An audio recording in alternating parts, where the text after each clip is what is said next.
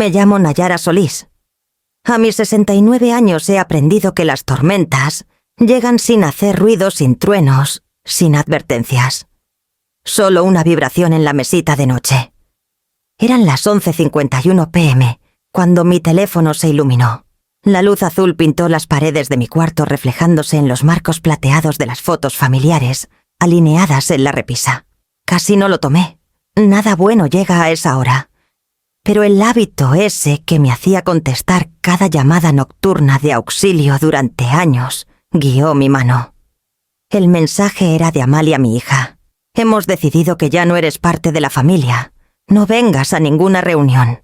Lo leí 2 veces segura de que mis ojos cansados habían distorsionado algo. La segunda vez las palabras cayeron frías y precisas. Un pequeño ícono apareció debajo. Emiliano, mi hijo, había marcado el mensaje con un corazón.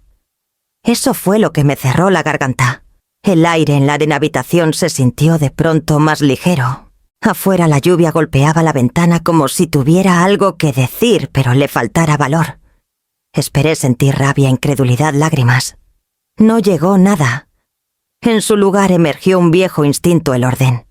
Aparté las sábanas, caminé descalza sobre el suelo fresco y encendí la lámpara del escritorio.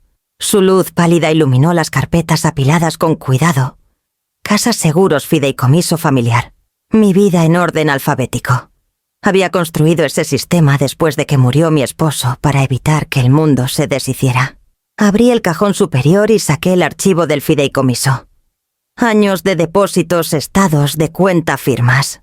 El zumbido suave de la laptop llenó la habitación mientras iniciaba sesión en mis cuentas. Casi podía escuchar la voz de Amalia, de alguna Navidad pasada. «Eres tan anticuada, mamá.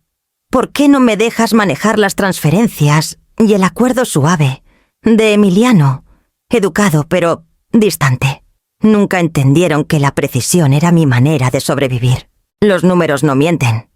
Las personas, sí. Mi cursor parpadeaba sobre el documento como un latido. El mensaje seguía brillando en mi teléfono junto al teclado.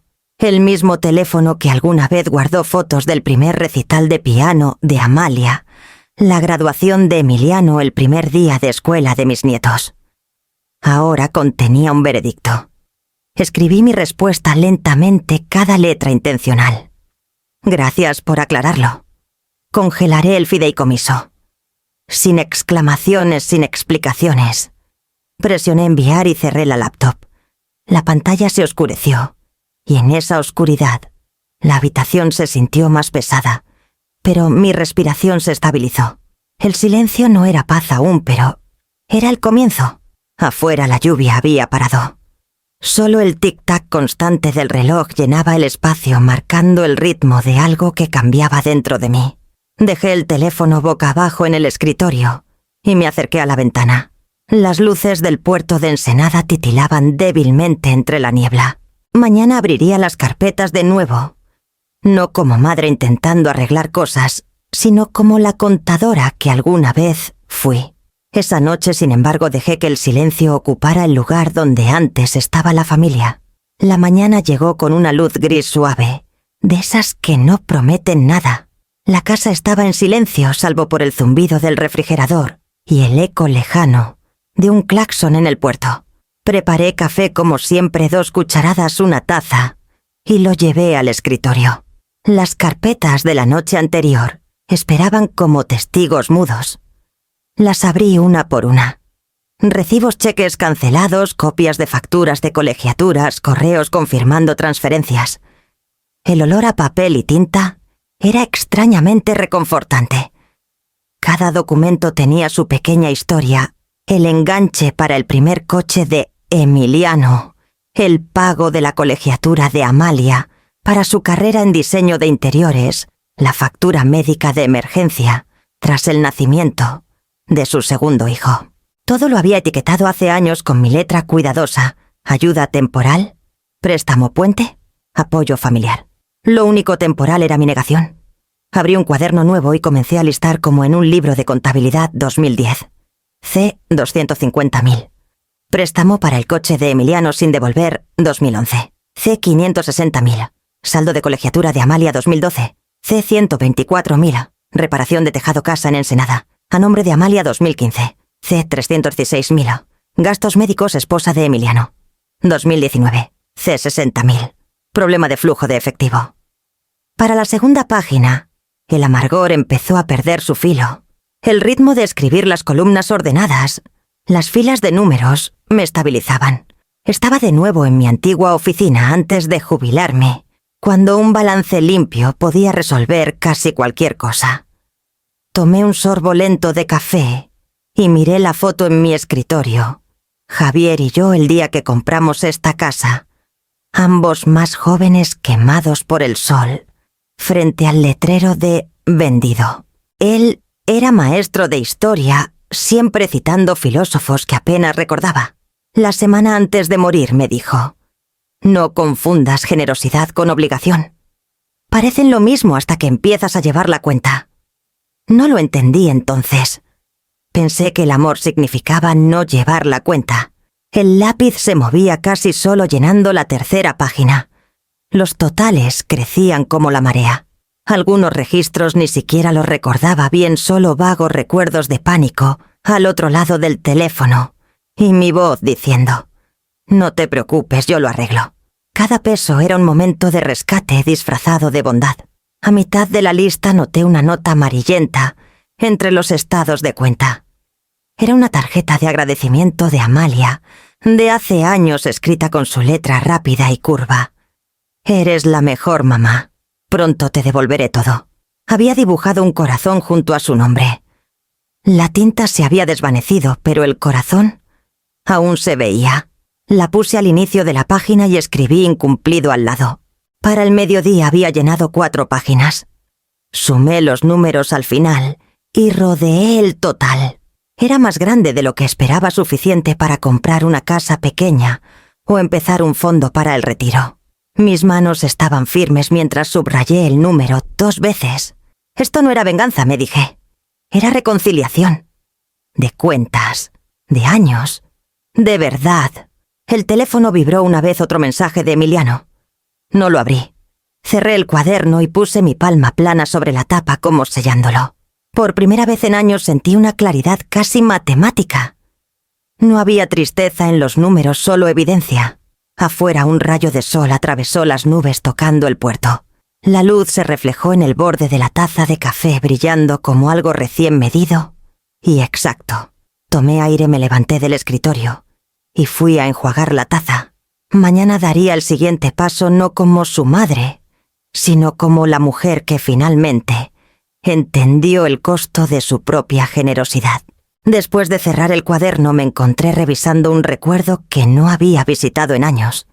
Empezaba en esta misma casa más silenciosa, con demasiado espacio en un lado de la cama. El primer año tras la muerte de Javier, aprendí que el silencio puede expandirse como agua, llenando cada rincón hasta que respirar parece una interrupción. Por entonces, Amalia estaba en la universidad en Puebla, persiguiendo su maestría en diseño. Llamó una semana después del funeral, con la voz frágil pero pulida, como si el duelo pudiera editarse para sonar mejor. «Mamá, no quiero añadirte más estrés», comenzó, «pero la colegiatura está vencida y la beca se retrasó otra vez. Es solo una cuestión de tiempo. Te lo devolveré cuando mi negocio despegue». Yo aún daba clases nocturnas de contabilidad. Apenas había pagado la lápida de Javier. Las facturas seguían llegando a su nombre. Pero dije que sí, claro que sí. Decirle no a tu hija se siente como dejarla caer al agua fría. El mes siguiente otra llamada. Luego otra. Cada una terminaba igual. «Tú eres la única que me entiende, mamá». Esa frase tenía un ritmo, un calor que envolvía mi culpa como si fuera seda. Me hacía sentir necesaria, aún indispensable. Emiliano era más callado. Sus peticiones llegaban disfrazadas de actualizaciones. «Me ofrecieron un departamento en el centro, solo necesito ayuda con el enganche. El seguro se venció, pero lo cubro el próximo mes». Siempre sonaba arrepentido, razonable, incluso maduro. Aprendió de joven que las voces tranquilas reciben recompensas más rápido que las desesperadas. No noté el patrón formándose entonces. Se parecía demasiado al amor. Yo era quien equilibraba sus sobregiros, enviaba cheques, antes de que pidieran. Me decía que estaba manteniendo unida a la familia, que así se llenan los huecos que deja la muerte. El fideicomiso comenzó como una decisión práctica. Me reuní con un asesor financiero, Esteban, en un banco en el centro de Ensenada. Era joven, educado, ansioso por mostrarme gráficas. «Es solo una red de seguridad», dijo deslizando la carpeta por la mesa. «Para emergencias médicas, educativas, lo inesperado». Recuerdo que la pluma se sentía demasiado pesada mientras firmaba. «Para emergencias», repetí. No sabía entonces que en mi familia las emergencias se convertirían en un estilo de vida. En un año los retiros se volvieron rutina. Un enganche aquí, un copago médico allá. Aprendí a reconocer sus voces por el tono que significaba que algo iba a costarme. Solo esta vez decían: «¿Sabes cuánto te agradecemos?». La gratitud se volvió moneda, la culpa el tipo de cambio. Una primavera. Amalia vino a casa un fin de semana. Acababa de terminar su programa trayendo un cuaderno lleno de ideas y un novio nuevo lleno de encanto. Durante la cena, habló de abrir su propia firma de diseño, de cómo invertir ahora nos facilitaría las cosas, a todos después. Lo hacía sonar como un proyecto conjunto. Escuché sintiendo orgullo y preocupación bailando juntos en mi pecho. Antes de que se fuera le di un cheque. Me besó la mejilla y dijo: «Siempre crees en mí, mamá». Para cuando Emiliano se casó, el fideicomiso se había convertido en una institución silenciosa, invisible, pero constante como la gravedad. No preguntaban si aún existía. Asumían que sí, igual que los niños asumen que la luz se encenderá al accionar el interruptor. Pensé que estaba construyendo una base para ellos, algo sólido donde apoyarse. Ahora, años después, sentada en la misma casa, rodeada de archivos y pruebas, veo lo que realmente construí. No era una base. Era un sistema cuidadosamente diseñado, amorosamente mantenido, e imposible de escapar. 6 meses antes del mensaje, estaba sentada en la mesa del comedor de mi hijo, fingiendo saborear la alegría. La sala era hermosa, ventanales amplios, con vista y árboles bien podados, una lámpara de araña que zumbaba suavemente bajo el aire acondicionado. Valeria, la esposa de Emiliano, había preparado la mesa como si fuera una portada de revistas, servilletas de lino, platos de cobre, vino, decantado con precisión. Todo perfecto salvo la conversación. Había llevado un pay de limón, la receta que Javier solía llamar el verano en un plato. Cuando lo puse en la encimera, Amalia alzó una ceja. «Mamá, ¿todavía haces postres desde cero? ¡Qué nostálgico!», lo dijo con suficiente amabilidad, pero algo en su tono hizo que el aire se tensara. «Supongo que sí», respondí sacudiendo migajas del molde. «Viejas costumbres, no anticuadas», dijo Emiliano con ligereza, llenando el silencio. «Solo tradicionales. Ya saben cómo es mamá: hojas de cálculo, bonos de ahorro y país de los 80. Las risas recorrieron la mesa.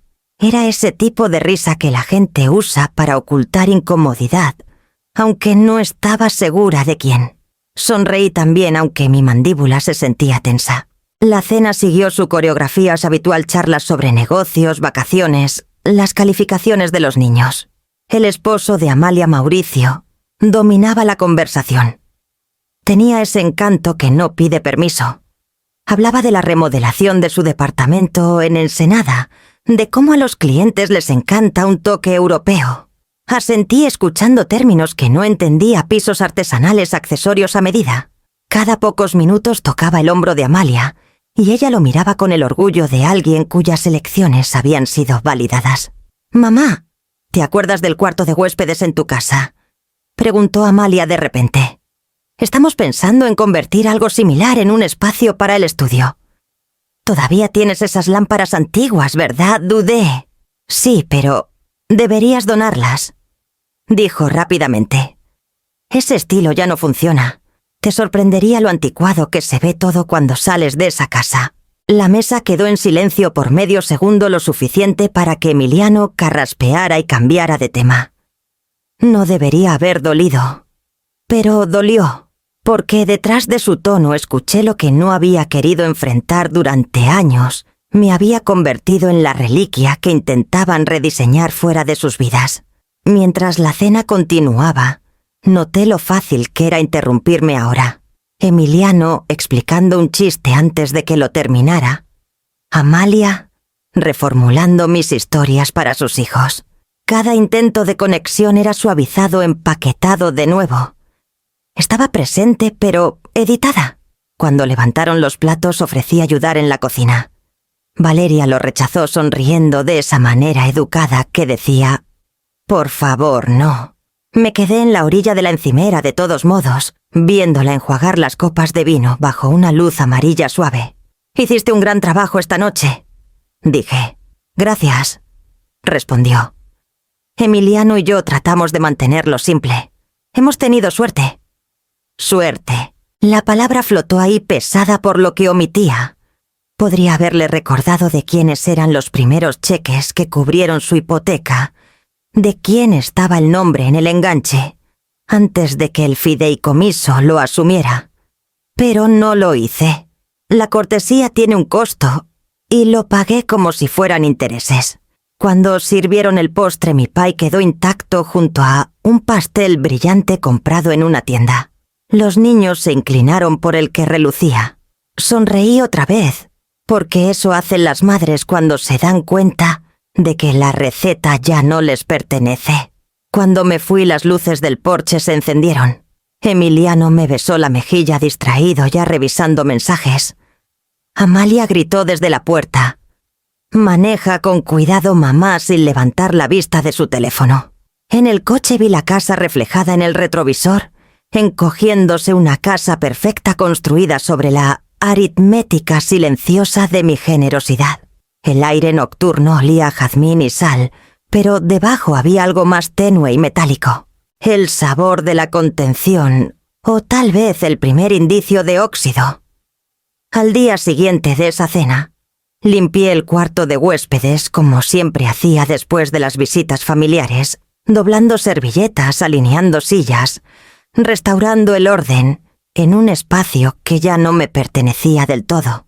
Pero esta vez, en lugar de apilar los manteles, fui a mi escritorio y abrí una nueva carpeta en la computadora. La nombré «Revisión del fideicomiso». El título se veía frío en la pantalla, pero me estabilizó. Se sentía como el comienzo de algo medible, un contrapeso a todo lo que no podía decir en voz alta. Empecé con los estados de cuenta más recientes. El fideicomiso siempre había sido mi orgullo silencioso, una red de seguridad que Javier y yo construimos para el futuro de los hijos.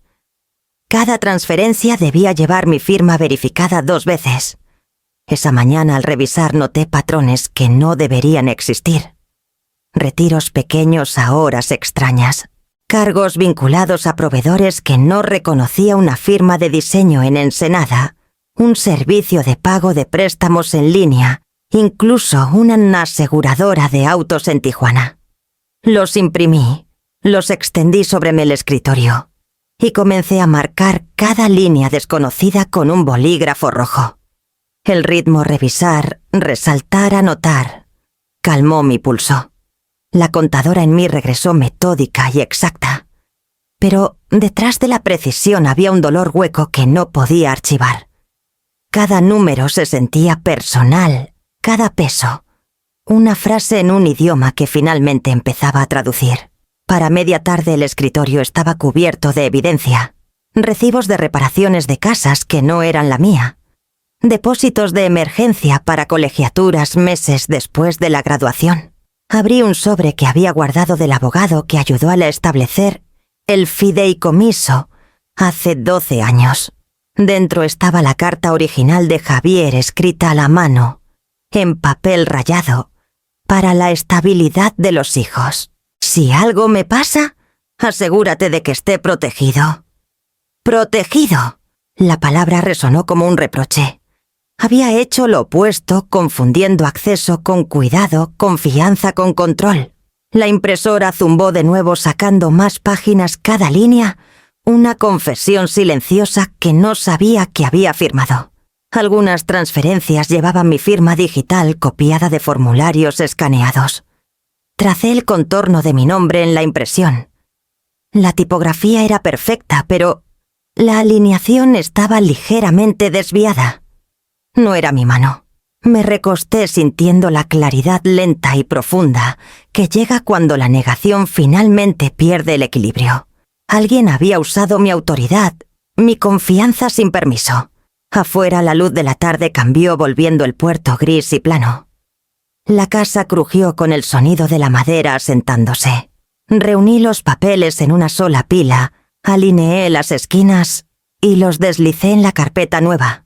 Su peso me sorprendió. Se sentía más pesado de lo que debería, como si cada hoja cargara el eco de cada vez que dije sí, cuando debía haber pausado. Etiqueté el lomo con mi letra cuidadosa. Revisión pendiente. Luego la puse al frente del archivador donde podía verla cada vez que pasara. Por años había construido una vida alrededor de la comodidad de la rutina café balancés y llamadas familiares que siempre terminaban con gracias, mamá. Ahora esos mismos patrones se habían convertido en un rastro hacia algo que ya no podía ignorar. El siguiente paso requeriría más que contabilidad. Requeriría pruebas reales y el valor para usarlas. Por la mañana mi teléfono parecía la escena de un crimen. Llamadas perdidas se apilaban en la pantalla una tras otra, los nombres alternando entre Amalia y Emiliano. El primer mensaje de voz llegó a las 6:07 a.m. La voz de Amalia demasiado brillante, demasiado controlada.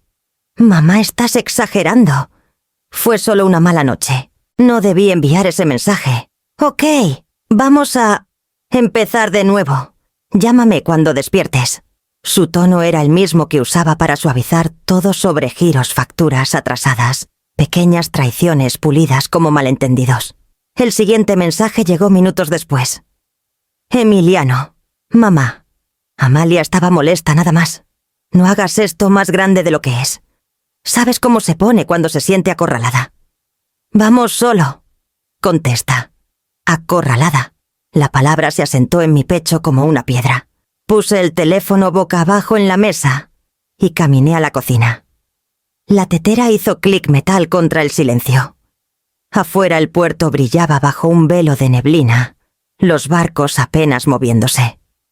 El agua estaba calma de una manera que las personas nunca están.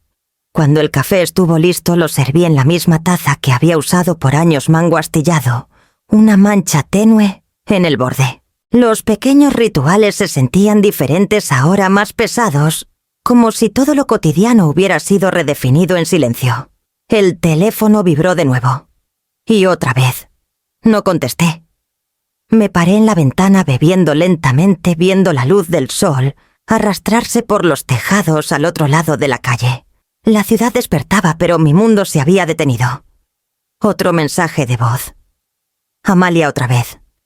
Este era más cortante. No sé qué crees que logra congelar el fideicomiso, pero solo te haces daño. Siempre has sido dramática con el dinero.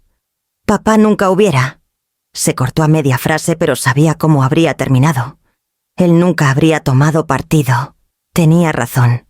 Javier creía en la armonía, en suavizar las grietas, antes de que alguien las notara.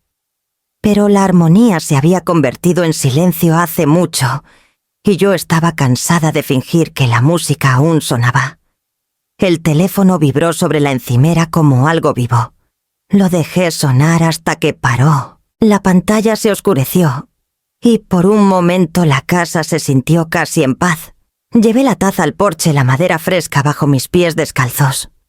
El aire olía a lluvia y sal. En algún lugar de la calle un perro ladró y una puerta se cerró.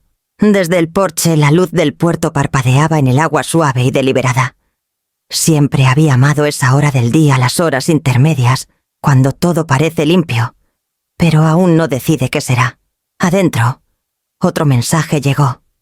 Luego otro. Imaginé su pánico creciendo, cómo debía sonar el silencio desde su lado. No perdón, no rabia, solo un vacío donde antes estaba el control. Terminé mi café y enjuagué la taza cuidando de no derramar una gota. El movimiento simple me estabilizó. Hace años, cuando Javier me enseñó a navegar, me dijo que el truco para mantenerse en pie no era pelear con el viento, sino dejarlo pasar hasta encontrar tu propio equilibrio otra vez. Esa mañana lo entendí. Las llamadas seguían llegando, pero el sonido ya no tenía peso. Abrí la puerta trasera dejando que el aire del mar recorriera la cocina, levantando el aroma a café y papel. Luego regresé al escritorio, abrí la carpeta, revisión del fideicomiso, y comencé de nuevo, no por deber, no por enojo, sino por una certeza silenciosa de que esta vez el silencio me pertenecía.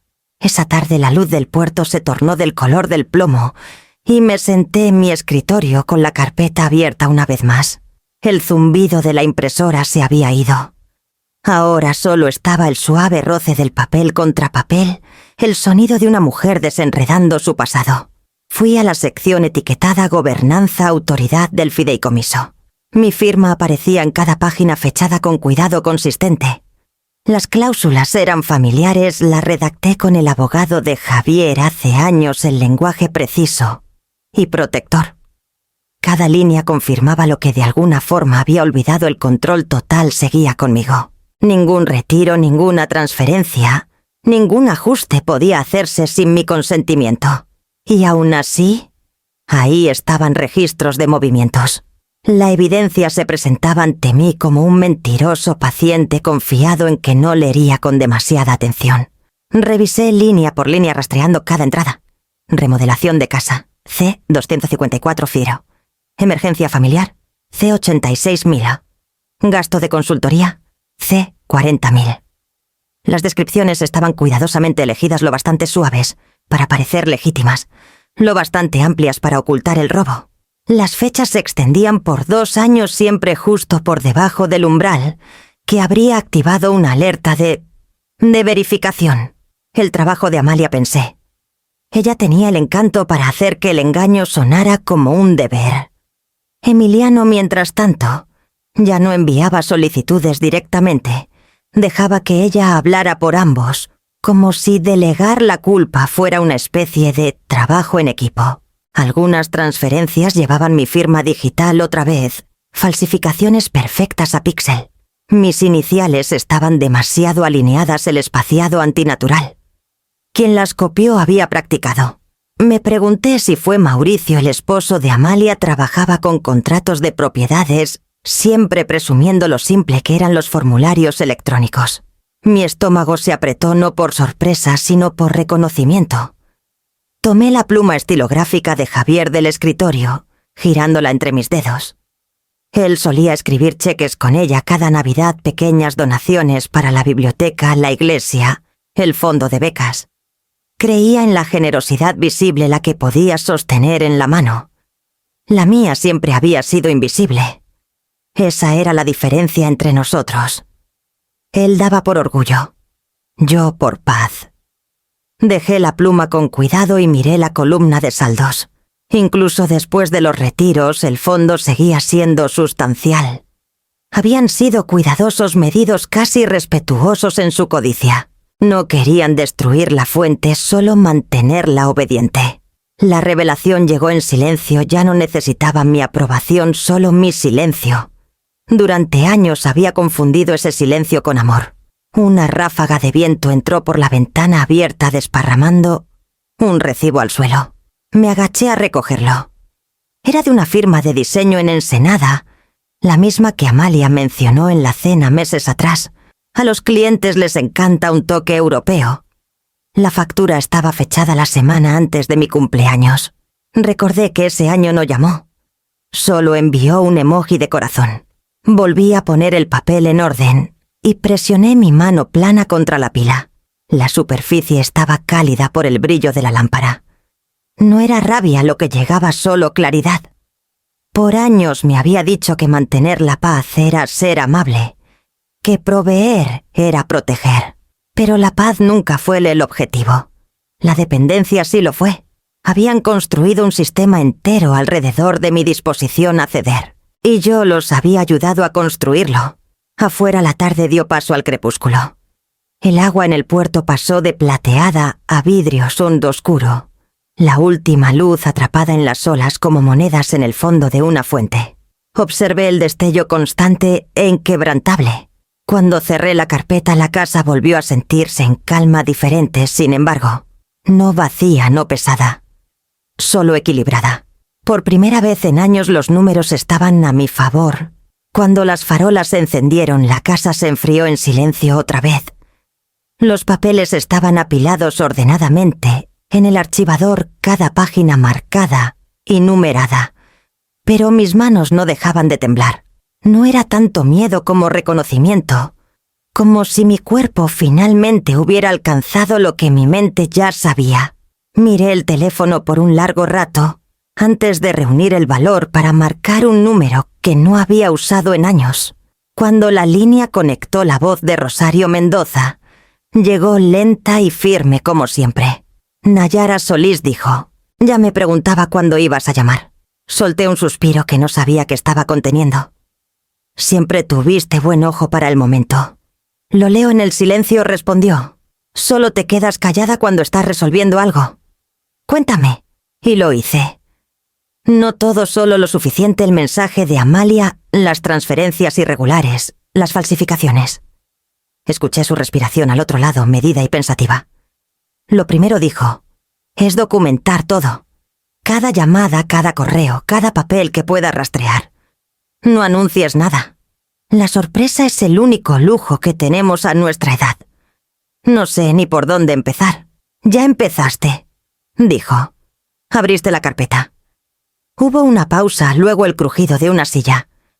Podía imaginarla exactamente como siempre había sido, cabello corto y plateado, lentes de lectura colgando de una cadena, un escritorio lleno de revistas legales que aún fingía seguir. «Escucha», continuó Rosario, «no eres solo su madre en esto. Eres la fiduciaria. Eso significa que cada peso está bajo tu responsabilidad legal, no tu sentimiento. Si falsificaron tu firma, eso no es asunto familiar. Es fraude». La palabra me revolvió el estómago, aunque era la correcta. Fraude. Decirla en voz alta se sintió como caminar descalza sobre vidrio roto, doloroso pero purificador. Me preguntó si podía ir a su casa la mañana siguiente. «Revisaremos tus documentos y comenzaremos una auditoría silenciosa. Si encontramos suficiente, te derivaré a alguien que aún ejerza». Pensé que ya estaba retirada. Dije, «Lo estoy», respondió. Pero nunca me retiré de proteger a mujeres a las que les dicen que se queden calladas. Después de colgar me quedé sentada un buen rato mirando mi reflejo en la ventana oscura. Las luces del puerto titilaban detrás, pequeñas pero persistentes. Reuní las carpetas guardándolas cuidadosamente en un maletín de cuero que no había usado desde mis días de profesora. El cerrojo hizo un clic, un sonido que se sintió final. El miedo seguía ahí, espeso y familiar, pero debajo corría algo más firme. Liberación, tal vez. O simplemente el saber que después de todo no estaba indefensa. Cuando apagué la lámpara, la habitación se plegó en la oscuridad, ordenada y expectante. Mañana manejaría a casa de Rosario. Extenderíamos los papeles en su mesa de cocina y juntas seguiríamos el rastro que había ignorado por demasiado tiempo. Por primera vez desde que llegó ese mensaje, sentí que ya no estaba reaccionando. Estaba preparándome. El sueño había estado fingiendo visitarme por 2 noches, deteniéndose solo lo suficiente para burlarse antes de irse. Cada vez que cerraba los ojos, los números regresaban, retiros, facturas, firmas que parecían mías. Ni siquiera el ritmo del puerto afuera podía suavizarlo. La mente, una vez entrenada para equilibrar cuentas, no descansa hasta que cada línea suma. La segunda noche dejé de fingir. Hice té en cambio, manzanilla infusionándose en la misma taza que usé desde mi primer año como profesora. La casa se sentía más delgada en las horas pequeñas, con ese tipo de silencio que recordaba las noches de exámenes cuando me quedaba corrigiendo trabajos. Pero esta noche no había fecha límite, solo decisión. El reloj marcaba las 11:27 cuando me senté en el escritorio. El aire estaba lo bastante fresco para que la ventana se empañara cerca del pestillo. Abrí la carpeta revisión del fideicomiso y saqué la última impresión que Rosario había marcado con su pluma. Su letra pulcra y inclinada se deslizaba por los márgenes. Archiva notificación formal usa lenguaje exacto. Sin emociones. Solo hechos. Comencé a escribir. Asunto. Suspensión temporal de actividades del fideicomiso para Amalia C. Vargas. Emiliano. Vargas CC. Rosario Mendoza. Consejera legal. Esta notificación informa a ambos beneficiarios que el fideicomiso familiar ha sido congelado pendiente de revisión interna y verificación de transacciones. Todas las transferencias, gastos y retiros están bajo investigación. Por favor, dirijan cualquier consulta a la consejera legal. Atentamente, Nayara Solís, fiduciaria. Mis dedos dudaron sobre el teclado por un momento. Luego se movieron de nuevo. Releí cada oración 2 veces revisando. Espaciado tono puntuación. Era corta, contenida, innegable. El tipo de mensaje que nadie podía torcer en sentimentalismo. Cuando el cursor parpadeó junto a mi nombre, pensé en el primer dibujo de Amalia pegado en nuestro refrigerador cuando tenía 6 años, 2 figuras de palitos tomadas de la mano, bajo un sol torcido. Lo guardé hasta que el papel se puso amarillo en los bordes. En algún momento entre ese dibujo y este correo, habíamos cambiado afecto por papeleo. Hice clic en enviar.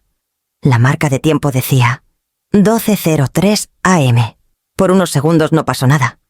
Luego el icono del sobre desapareció y el sonido del correo enviado resonó suavemente, un exhalo digital. Me recosté en la silla mirando el brillo de la pantalla hasta que se atenuó. Mis manos temblaban no de miedo sino de liberación. Ya no había vuelta atrás. El mensaje había salido de la vieja habitación llevando la verdad a cualquier tormenta que seguiría. Afuera el puerto brillaba bajo una luna creciente pálida. La marea había cambiado el agua subiendo contra los pilotes. Podía ver los contornos débiles de los barcos de pesca amarrados en los muelles, sus mástiles balanceándose como metrónomos lentos. Más allá la ciudad dormía calles bordeadas de magnolias, ventanas iluminadas, en un ritmo desigual, sin saber que mi mundo acababa de inclinarse. Cerré la laptop y dejé que mis ojos descansaran en el cristal oscuro. Mi reflejo se veía más viejo de lo que recordaba, menos suavizado, por la paciencia, más definido por el propósito. Pensé en Javier otra vez en la pluma que usó para firmar su testamento, la tinta que lo sobrevivió. La claridad no es crueldad, dijo una vez después de que lo acusé de ser demasiado pragmático con la muerte. No lo entendí entonces. Ahora sí. La habitación olía levemente a mar y manzanilla persistente. Reuní las páginas impresas en una nueva pila, las até con un clip y las deslicé en el maletín de cuero. El sonido fue final casi ceremonial. La medianoche se profundizó afuera. Las luces del puerto de Ensenada titilaban en las olas una luego otra, como testigos silenciosos marcando el momento en que algo invisible había cambiado. Apagué la lámpara dejando el tenue brillo del puerto llenar la habitación y me quedé quieta el tiempo suficiente para sentir mi respiración acompasarse con el ritmo de la marea. Por primera vez en años el balance se sentía parejo. El primer mensaje llegó de Rosario, temprano esa mañana. No revises redes sociales aún. Déjame explicarte primero. Por supuesto, revisé de todos modos. La publicación de Amalia estaba al tope de mi feed pública, pulida, deliberada. Una foto de un campanario, brillando al atardecer con un versículo bíblico en una tipografía elegante. El orgullo precede a la destrucción y un espíritu altivo a la caída. Debajo escribió: algunas personas olvidan quién las crió cuando empiezan a creerse por encima de la familia. Pero el perdón es una puerta siempre abierta. Los comentarios llegaron rápido, corazones, manos en oración, el coro usual de simpatía. Eres una mujer tan fuerte. El drama familiar es lo más duro. Sigue rezando. Incluso una tía a la que no veía en 10 años comentó: Haces lo correcto, querida. Dios ve tu corazón. Leí cada palabra lentamente como si descifrara un idioma que solía hablar, pero cuya gramática había olvidado. El teléfono vibró con llamadas entrantes, primos, vecinos, números de la iglesia. Las ignoré todas. En cambio presioné Comando Please Shift +4 en el teclado y comencé a tomar capturas de pantalla. Cada una etiquetada con fecha y hora, cada una un instantáneo de una actuación disfrazada de piedad. El aplauso digital no me sorprendió. Ensenada siempre ha sido una ciudad pequeña con memoria larga, y el chisme educado flota bajo el aroma del aire salado. El nombre de mi familia aún cargaba un rastro de respetabilidad, lo bastante antiguo para ser conocido, no lo suficiente escandaloso para ser infame. Amalia entendía esa moneda mejor que nadie. No solo protegía su reputación, invertía en ella. Para el mediodía la publicación tenía más de 100 reacciones. Vi mi reflejo en la pantalla de la computadora, una mujer mayor sentada perfectamente quieta, mientras el mundo intentaba reescribirla. Hice clic en guardar en la última captura, luego apagué el monitor. Esa tarde en el mercado los susurros parecían seguirme por cada pasillo. El pescadero normalmente hablador solo asintió sin mirarme a los ojos. En la panadería una mujer de la iglesia ofreció una sonrisa cuidadosa antes de girarse demasiado rápido. No era crueldad, era curiosidad envuelta en modales. De regreso a casa, el aire se sentía espeso con humedad y juicio. Estacioné junto al puerto y me quedé un rato viendo los mástiles inclinarse con la marea. Por un segundo fugaz, me pregunté si Javier me habría dicho que contraatacara o que me quedara callada. Siempre creyó que la dignidad tenía su propia gravedad. Cuando volví a casa, Rosario estaba esperando en el porche, su cabello recogido pulcramente, sus lentes de lectura colgando de una cadena plateada. Me entregó una bolsa de papel con panecillos como si nos encontráramos para un café, no para una estrategia de batalla. «Te dije que no miraras», dijo entrando. «Miré», admití. «Lo sé, siempre haces los cálculos antes que las emociones». Sonrió débilmente y puso la bolsa en la mesa. «Ellos están actuando, Nayara. Tú estás registrando. No confundas el escenario con la verdad». Sacó su cuaderno abriendo una página en blanco. «Catalogaremos todo: publicaciones, comentarios, las fechas de las transferencias. Deja que su ruido construya el fondo, mientras nosotros trazamos la melodía». Su calma me estabilizó. Juntas organizamos las capturas en carpetas, etiquetándolas con precisión cuidadosa. Para cuando el cielo afuera se tornó coral y añil, mi escritorio parecía menos un caos y más un caso. Rosario se paró junto a la ventana observando las luces titilar en el puerto. «Déjalos hablar», dijo suavemente. «Tú ya tienes la única voz que importa, la escrita en tinta». Después de que se fue, hice té y me senté junto a la ventana escuchando el zumbido de las cigarras en la oscuridad. La ciudad afuera seguía viva con murmullos, pero aquí dentro de estas paredes, el silencio había cambiado. Ya no sonaba rendición. Sonaba a evidencia recolectada. Rosario llamó justo después del mediodía del día siguiente. Su voz era calma, pero había un filo debajo, algo cuidadoso contenido. «¿Puedes venir?», preguntó. «Trae tus firmas originales, las del fideicomiso cuando se creó». Cuando llegué, su mesa de cocina ya estaba cubierta de papeles. Las persianas estaban medio bajadas y una sola lámpara iluminaba la habitación con la paciencia más amarilla de alguien que ha pasado horas esperando que la verdad salga a flote. No perdió tiempo en cortesías. Empujó un documento hacia mí. «Es del banco», dijo. «Un retiro de C900.000 hecho en marzo pasado. Propósito: remodelación vista al puerto».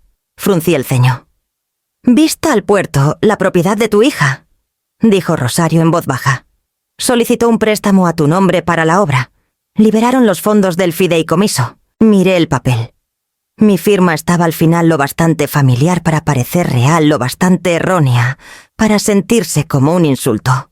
La cola de la S en Solís se curvaba mal. Era algo pequeño, pero Me robó el aire de los pulmones. Rosario puso otra página junto a esta, mi firma verificada del fideicomiso original. No necesitaba decir nada. La diferencia era obvia, la falsificación deliberada. Mi boca se secó. Los bordes de la habitación parecían desdibujarse. Aún podía escuchar la voz de Amalia de meses atrás, casual y brillante. «Solo estamos actualizando la casa, mamá. Te va a encantar cuando esté lista». Asentí entonces. Creyéndole incluso envié un mensaje de felicitación cuando publicó fotos de la remodelación en línea, ventanas nuevas encimeras de mármol, el pie de fotos sobre construir un legado familiar. Las palabras ahora se sentían como una burla. Rosario habló suavemente como midiendo su tono. El oficial de cumplimiento del banco lo marcó después del congelamiento que iniciaste.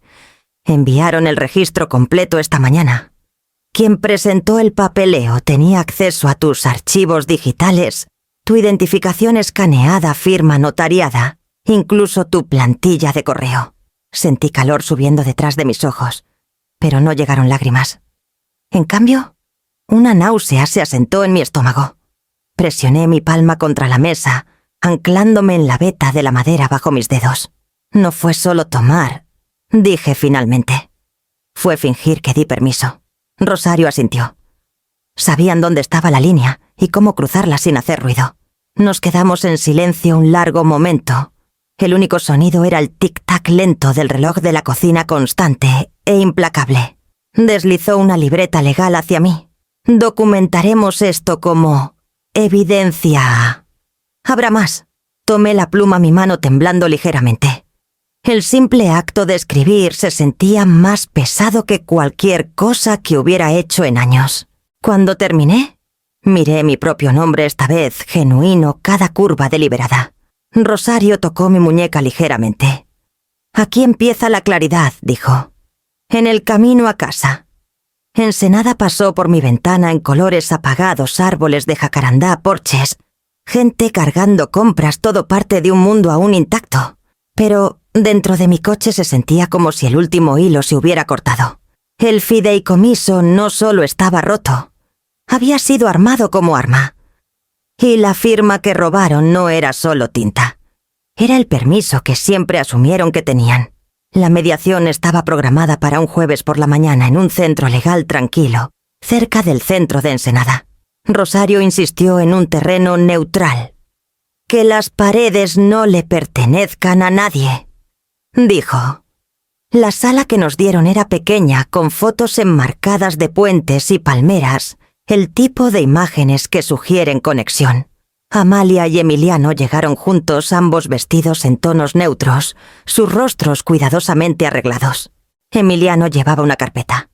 Amalia un pañuelo, que aún no necesitaba, pero pronto usaría. La mediadora, una mujer de unos 50 años con ojos amables y un tono pensado para desarmar, se presentó como Rebeca Salazar. Ofreció café que nadie aceptó y nos invitó a sentarnos. Rosario se sentó a mi lado, cuaderno abierto, pluma lista. No hablaba, pero su presencia se sentía como un ancla en una sala que de otro modo flotaría en emociones. Rebeca comenzó con el guión usual: reconocer el dolor, la importancia de la comunicación, el objetivo común de sanar. Su voz era suave, ensayada. Observé el reloj en la pared, su segundero moviéndose sin sonido, preciso y ajeno. Amalia habló primero. Sus lágrimas llegaron justo a tiempo. Mamá dijo: «Sé que metí la pata, pero nunca quise lastimarte. Ha sido un año duro». La remodelación, todo se salió de control. Miró a la mediadora, luego a mí. «Pensamos que entenderías. Siempre has ayudado». Emiliano se inclinó hacia adelante, la voz firme pero distante. «No hagamos de esto una cacería de brujas. No hay necesidad de hacerlo legal. Somos familia. Se cometieron errores, pero nadie intenta robar nada». Rosario garabateó una nota y la deslizó hacia mí. «Lo enmarcan como emoción, no evidencia». Rebeca asintió con simpatía. «Tal vez lo que realmente discutimos aquí no es dinero», dijo. «Es un malentendido. El perdón podría ser un buen punto de partida». Doblé las manos en mi regazo, el mismo gesto que usé por años, para evitar que temblaran cuando un estudiante cuestionaba una calificación o cuando el duelo visitaba la mesa del comedor. Mi voz salió calma, casi demasiado calma. El perdón, dije, no es el problema. La rendición de cuentas sí lo es. La sala se quedó quieta. Amalia sollozó. ¿Lo haces sonar tan frío? Somos tus hijos. Por eso precisamente duele. Respondí. Falsificaron mi nombre. Convirtieron la confianza en una transacción. El perdón sin responsabilidad no es amor. Es financiar abuso. Incluso la compostura ensayada de Rebeca vaciló. Señora Solís, tal vez podamos separar lo emocional de lo legal. No dije suavemente. Ellos fueron los que los mezclaron. La mandíbula de Emiliano se tensó. Estás exagerando. Siempre has hecho del dinero la medida de todo. Lo miré el mismo niño que alguna vez construyó barquitos de papel en la bañera y lloró cuando se hundían. No dije. Tú lo hiciste cuando dejaste de decir gracias y empezaste a decir solo esta vez. La voz de Amalia se quebró. Estábamos tratando de construir un futuro. A costa de mi pasado, dije. Rosario cerró su cuaderno y dejó la pluma. El gesto fue pequeño, pero final. Rebeca intentó guiarnos de vuelta a hablar de unidad y reparación, pero el aire en la sala había cambiado. La cadencia educada de la mediación no podía sostener lo que ya se había roto. Las palabras se volvieron frágiles. La cortesía se convirtió en un guión que nadie recordaba. Cuando quedó claro que habíamos llegado al final, Rebeca suspiró quedamente y recogió sus papeles. A veces la paz toma tiempo, murmuró evitando mis ojos. Rosario se levantó primero. A veces la paz toma honestidad, dijo. Afuera la mañana de Ensenada era brillante y afilada, el tipo de luz solar que muestra todo con demasiada claridad. Caminamos al coche sin hablar. Al otro lado del estacionamiento, Amalia se apoyó en Emiliano, los hombros temblando, en un llanto ensayado. Rosario abrió el coche y me miró. «No perdiste el control», dijo. «Lo recuperaste». Mientras manejábamos observé el reflejo del edificio encogerse, en el retrovisor pálido contra el cielo. En algún lugar adentro el reloj en la pared seguía marcando el tiempo perfecto para una reunión que ya había terminado. 3 días después de que la mediación colapsara, llegó la carta. Vino en un sobre blanco con el sello del banco grabado en azul pálido ordinario. Educado devastador. Notificación de levantamiento temporal de suspensión pendiente de verificación. Por un momento no entendí lo que leía. Luego las palabras tomaron forma. El congelamiento del fideicomiso había sido levantado. Los fondos, esas mismas cuentas que había bloqueado, estaban accesibles otra vez. El banco citó un registro de verificación incompleto. Mi primera reacción no fue enojo. Fue un pánico hueco, agudo e inmediato, como si el suelo bajo mi silla se hubiera movido. Alcancé el teléfono con manos temblorosas y llamé a Rosario. Contestó al segundo timbre. «Ya lo vi», dijo antes de que pudiera quererse hablar. «El sistema de cumplimiento del banco activó una revisión. Necesitan originales notariados de tus especímenes de firma y autoridad fiduciaria. Las copias digitales no bastan». Les di todo, dije las palabras atascándose en mi garganta. «Les diste la verdad», respondió con suavidad. «Pero los sistemas prefieren el papel». La siguiente hora pasó en movimiento impresora, pluma, archivo. Repetir. Reuní cada documento que tenía la escritura original del fideicomiso. La enmienda que Javier y yo firmamos, incluso la primera copia notariada de la oficina del abogado. Los guardé en una carpeta, los bordes de cuero, suavizados por el uso. Para cuando llegué a la oficina del notario, en el centro de Ensenada, el aire afuera se había vuelto pesado con la promesa de lluvia. El empleado detrás del mostrador, un joven con rostro amable pero distraído, miró los formularios y pidió identificación. Le entregué mi licencia de conducir. Mi firma, aún pulcra, aún mía, se veía casi extranjera ahora. Mientras estampaba los papeles, el sonido del metal contra el papel Me hizo estremecer. Levantó la vista desconcertado. Sonreí rápido para disimular. Semana larga, dije. Afuera cayeron las primeras gotas. Corrí al coche, los documentos apretados contra mi pecho como si fueran criaturas frágiles. Mi corazón latía con fuerza todo el camino a la oficina de Rosario. Tom esperaba en el porche, su cabello plateado húmedo en las puntas. «Lo hiciste rápido», dijo tomando la carpeta. No podía respirar hasta que estuviera hecho. Abrió la carpeta y revisó los sellos, asintiendo con aprobación. «Todo sistema resiste el cambio», dijo. «Incluso la justicia, especialmente la justicia. Faxamos y enviamos por correo las páginas notariadas juntas, revisando cada línea antes de presionar enviar. Cuando sonó el tono de confirmación, finalmente exhalé. Rosario puso una mano firme en mi brazo. «Reinstalarán el congelamiento en 1 hora. Hiciste lo que la mayoría no tendría la fuerza para hacer». La lluvia se intensificó, tamborileando contra las ventanas de la oficina en un ritmo constante. Me senté ahí escuchando, dejando que el sonido aliviara la tensión en mi pecho. El agotamiento era más profundo de lo que el sueño podía arreglar, pero debajo corría algo más fuerte, una resolución que había sobrevivido al pánico. Cuando el teléfono de Rosario vibró 15 minutos después, leyó el mensaje y asintió. «Congelamiento reinstalado. Efectivo de inmediato». Cerré los ojos por un momento. El mundo afuera se desdibujó en el movimiento constante de la lluvia, y los faros, cada gota, un recordatorio de que la tormenta aún pasaba, pero por ahora la base se mantenía. Rosario sirvió 2 tazas de café de su viejo termo y deslizó una por el escritorio. «Estás aprendiendo», dijo. «La prueba es pesada, pero es lo único que flota». Levanté la taza, el calor filtrándose por mis dedos. Por primera vez esa semana me permití quedarme quieta, no triunfante, no terminada, solo lo bastante firme para seguir adelante. El golpe te llegó justo después del atardecer agudo e irregular, del tipo que hace alguien que no ha decidido si suplicar o exigir. Conocía el ritmo antes de llegar a la puerta. A través del cristal vi a Amalia en el porche, su cabello recogido en un nudo suelto, gotas de lluvia brillando en su abrigo.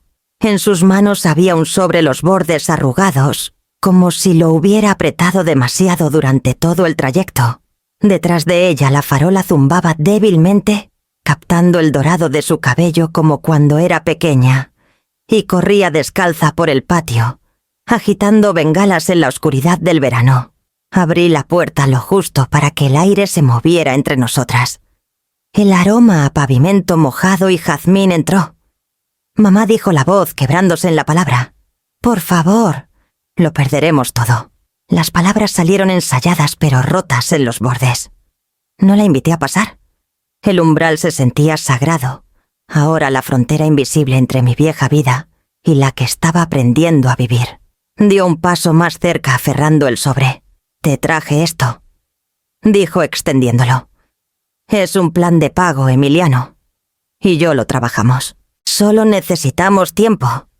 Los niños. Su garganta se atascó. «No tienes que hacer esto. Estás destruyendo a nuestra familia». La miré, la inclinación desesperada de su barbilla, el rímel corrido bajo sus ojos, el temblor en sus manos. Por un instante fugaz, algo dentro de mí vaciló. La parte que aún recordaba el olor de su cabello tras el baño, el sonido de su voz, llamándome desde otra etérea habitación. Pero luego vi el contorno tenue de sus uñas perfectamente cuidadas contra el sobre, precisas, perfectas, ensayadas, y recordé la firma falsificada. «No estoy destruyendo nada», dije quedamente. «Estoy deteniendo lo que ya se estaba rompiendo». Se estremeció, parpadeando con fuerza. «No entiendes. La casa, nuestras cuentas, todo está congelado. Ni siquiera podemos pagar la hipoteca este mes. Entonces, tendrán que aprender a vivir dentro de sus posibilidades», dije. Mi voz me sorprendió por su firmeza. Las lágrimas de Amalia cayeron por completo, ahora sin control. «Te lo suplico, mamá. Por los niños. Por nosotros». Alcancé la mesita junto a la puerta donde había una carpeta lista. Dentro estaba una copia de la notificación legal que Rosario ayudó a preparar esa tarde. La orden la evidencia la línea de tiempo. Saqué una hoja y se la entregué.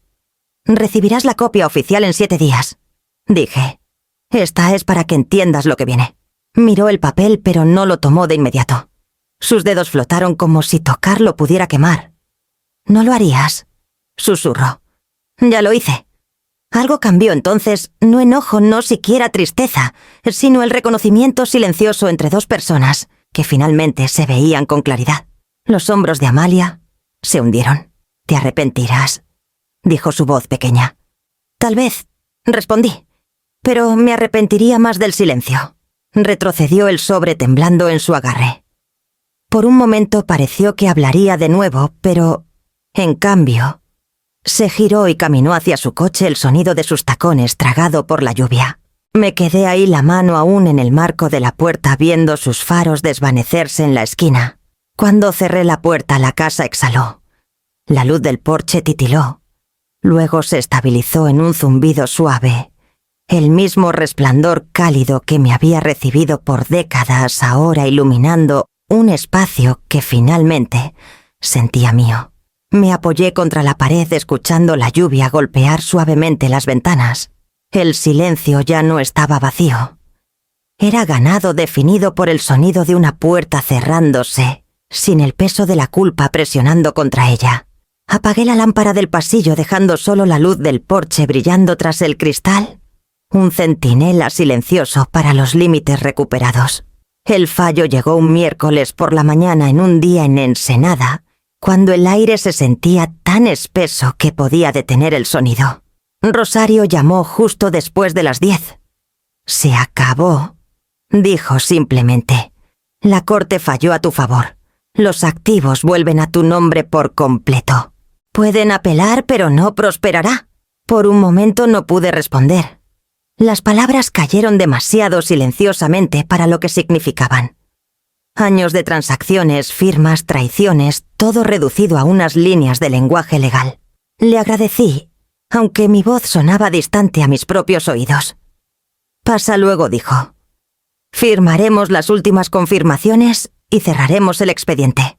Después de colgar, me paré en la ventana mirando el puerto. La marea estaba baja, los bancos de arena expuestos como huesos viejos. Un barco camaronero pasó lentamente sus redes arrastrando como una cortina detrás. En algún lugar dentro de mí, algo se aflojó. Para el mediodía la historia se había extendido más rápido que la marea. El mundo cuidadosamente curado de Amalia, sus fotos, sus publicaciones, sus asociaciones, comenzó a deshacerse. Rosario reenvió una captura de una nota en línea de un periódico local, fiduciaria vindicada en caso de fraude familiar, sin nombres más allá del mío y el título legal del fideicomiso, pero todos sabrían. Ensenada siempre sabe. Esa noche una prima a la que no veía en años dejó un mensaje de voz suave, por la incomodidad. «Nayara, no sé toda la historia, pero quería que supieras que algunos siempre creímos que tú eras la firme». Hizo una pausa. «Amalia. Bueno, está pasándola mal. Tal vez con el tiempo». Su voz se desvaneció antes de terminar la frase. Para el viernes, Amalia había desactivado sus cuentas de redes sociales. Emiliano dejó de responder a los reporteros por completo. Los mismos parientes que llenaron sus comentarios con elogios ahora guardaban distancia. No celebré, ni siquiera me sentí vindicada. La victoria no era algo que pudieras tocar. Era una habitación finalmente vacía de ruido. Ese fin de semana manejé a casa de Rosario para firmar los documentos finales.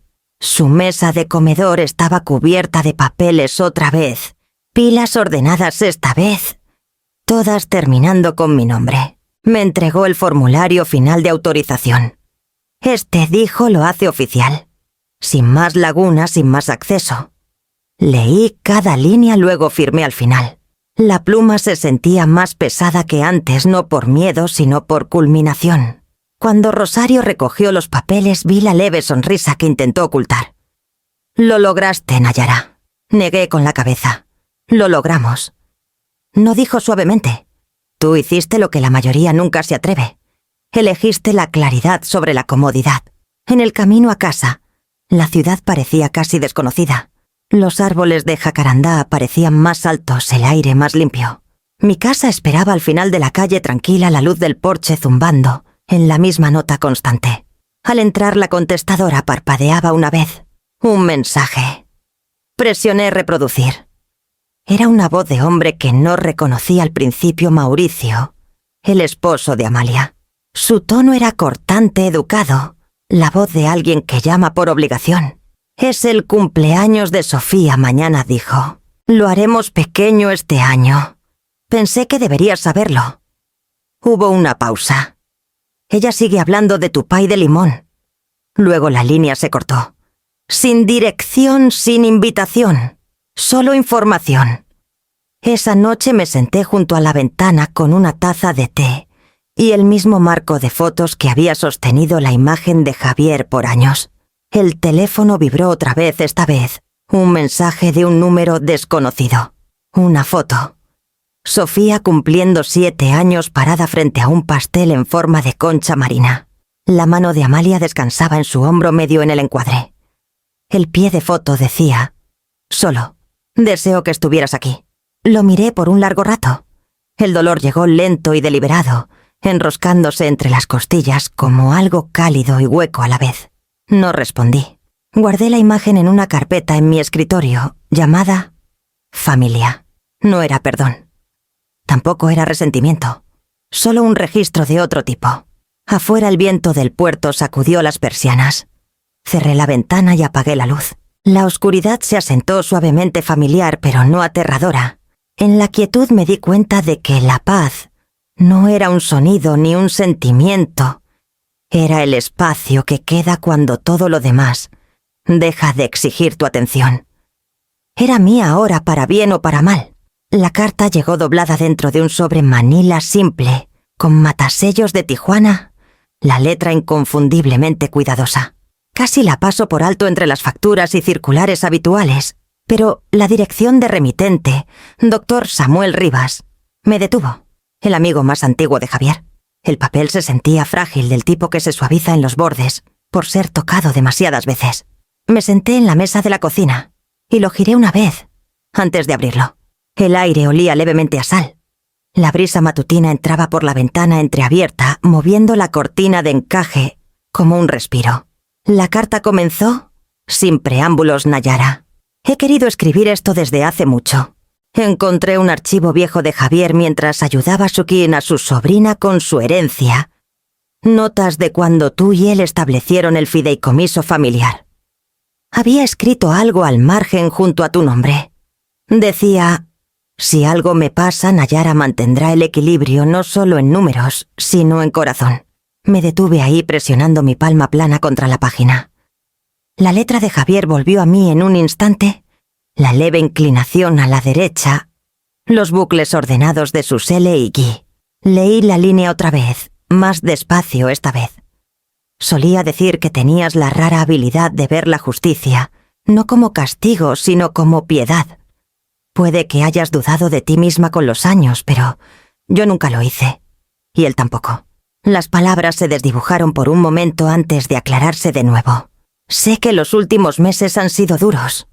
Ensenada tiene su manera de murmurar sobre los asuntos de otros, pero los que los conocimos a ambos entendemos que la integridad no es ruidosa. No discute. Perdura. Pensé que debías saberlo. Él confiaba en ti por completo. Y yo también. Samuel, doblé la carta con cuidado alisando el pliegue con mi pulgar. Luego me levanté, me puse una chamarra y caminé hacia el puerto. La luz de la mañana era suave, casi perlada, extendiéndose finamente por el agua. Los barcos se mecían en un ritmo tranquilo, sus cuerdas crujiendo contra los postes de madera. La marea subía lenta y segura, rozando las piedras, como un viejo amigo regresando. Me senté en la misma banca que Javier y yo compartíamos los domingos por la mañana después de misa. Él siempre traía un periódico, yo café, y hablábamos de cosas que no importaban hasta que las campanas de Nuestra Señora del Carmen empezaban a sonar. Habían pasado años desde que vine aquí a esta hora, Años desde que me permití recordarlo, como más que un fantasma entre carpetas y estados de cuenta. Desdoblé la carta de nuevo y la leí en voz alta suavemente como si fuera para él. El sonido de mi voz se mezcló con las campanas lejanas de la iglesia.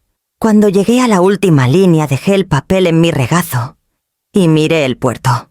La luz del sol bailaba en la superficie rota y reparada en el mismo movimiento, como había sido mi vida fracturada, reflectiva, pero de alguna forma entera. Por primera vez en meses, el peso en mi pecho comenzó a cambiar.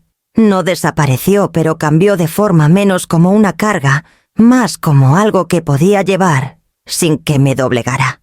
Las campanas de la iglesia sonaron de nuevo lentas y solemnes, resonando sobre el agua. Cerré los ojos y respiré el aire salado, el aroma a algas y memoria. Gracias, Javier, murmuré, no por el fideicomiso ni el dinero, ni siquiera por el recordatorio de la carta, sino por conocerme, antes de que olvidara quién era. Cuando me levanté para irme la marea, había subido más la ola rozando cerca del borde de piedra. La luz matutina atrapó las ondas dispersándose en cientos de pequeñas estrellas en movimiento. Doblé la carta una vez más, la guardé en el bolsillo de mi chamarra y comencé a caminar a casa. Las campanas seguían sonando detrás de mí, cada tañido más suave que el anterior, desvaneciéndose en el zumbido de la ciudad y el ritmo del mar. Para cuando llegué a la esquina me di cuenta de que el sonido me había seguido, no como un eco, sino como algo aún vivo, constante y perdonador. Para finales de la primavera el aire en Ensenada traía de nuevo el aroma a jazmín y sal, y los días se alargaban más de lo que tenían derecho. La vida se había reducido a algo manejable, mañanas tranquilas, café preparado sin prisa, y una calma que ya no pedía ser ganada. La sala comunitaria de la biblioteca zumbaba suavemente ese jueves por la tarde. 12 mujeres estaban sentadas en un círculo de sillas plegables, cuadernos abiertos, plumas listas.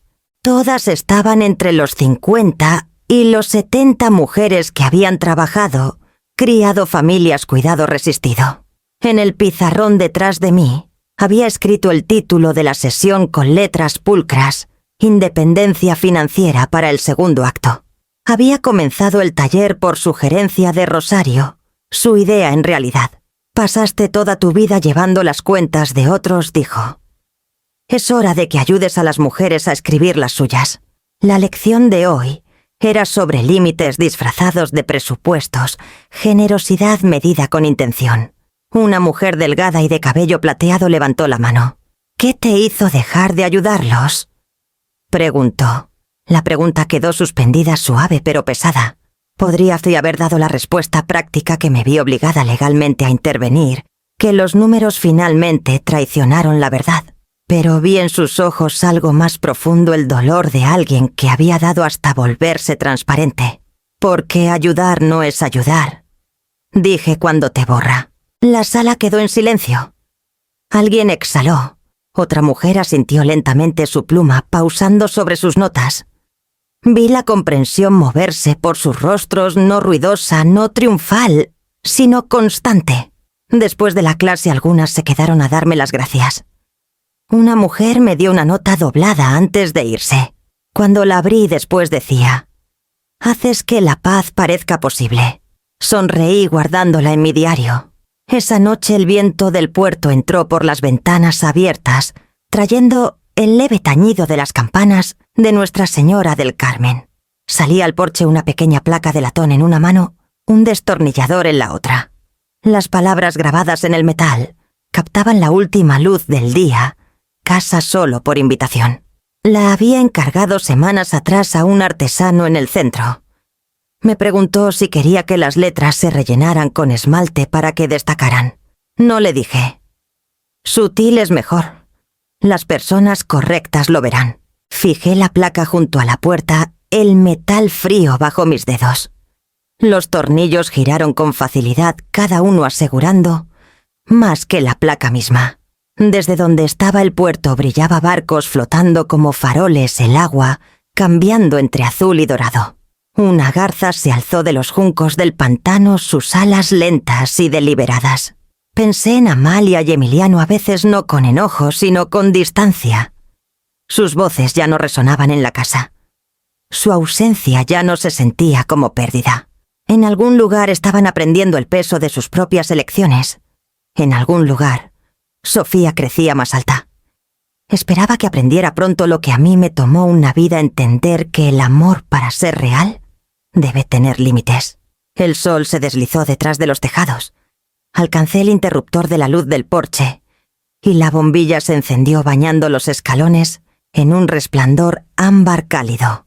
La placa brillaba débilmente debajo las letras casi invisibles hasta que la luz las encontraba. Me quedé ahí un largo momento, respirando el aire nocturno, sintiendo el zumbido tranquilo de la paz asentarse a mi alrededor. La luz permaneció encendida mientras me giré para entrar constante, deliberada y mía.